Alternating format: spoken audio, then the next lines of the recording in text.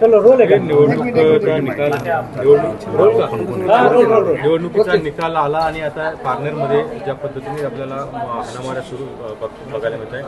राहुल धावरे जे आहेत, निलेश लंके यांचे एसपीएस आहेत, त्यांना देखील मारहाण झालेली आहे. काय कसं बघताय घटनेकडे तुम्ही? काय असं आहे, कुठल्याही निवडणुकीमध्ये यश आणि अपयश या दोन्ही गोष्टी असतात, जय आणि पराजय. या ठिकाणी पराजय पचवता आला पाहिजे. जसा विजय पचवता आला पाहिजे तसा पराजय सुद्धा पचवता आला पाहिजे. आज अत्यंत पारनेरमध्ये दुर्दैवी घटना घडलेली आहे. आमचे खंदे समर्थक ॲडव्होकेट राहुल धावरे यांच्या गाडीवरती हल्ला करून त्यांना बाहेर काढून त्यांना जीव मारण्याचा प्रयत्न त्या ठिकाणी घडला.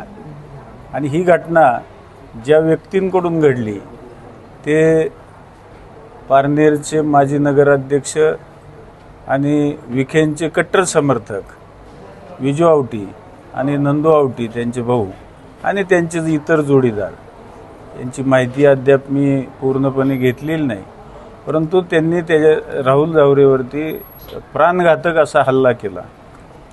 त्याचा श्वास काही सेकंद रोखला गेला, गळा दाबला, त्याच्यावरती चॉपरचे वार झाले. जर त्या ठिकाणी नगरे आणि इतर बाकीची सहकारी मध्ये पडले नसते तर आज वेगळी घटना त्या ठिकाणी घडली असती. आणि म्हणून माझी प्रशासनाला विनंती आहे की पोलीस खातं या जिल्ह्यामधलं कुणाच्या इशाऱ्यावरती चालतं. जर पालकमंत्र्यांचा अत्यंत कट्टर कार्यकर्ता हा जर हल्ले करत असेल तर त्याला संरक्षण हे दिलं गेलं नाही पाहिजे. त्याच्यावरती कठोरात कठोर कारवाई झाली पाहिजे. पराभव हा पचवण्याची ताकद खरं तर त्यांच्यामध्ये आली पाहिजे.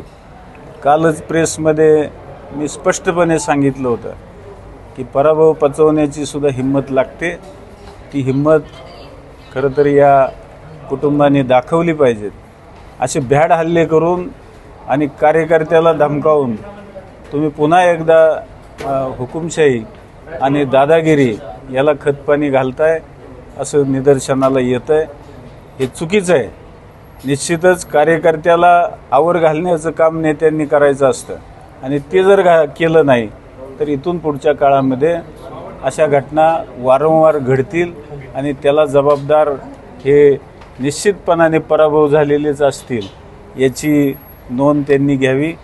अन्यथा याच्यामध्ये आम्हाला सुद्धा कठोरात कठोर पाऊल उचलावं लागेल. आणि निश्चितपणाने गृहमंत्र्यांना माझी विनंती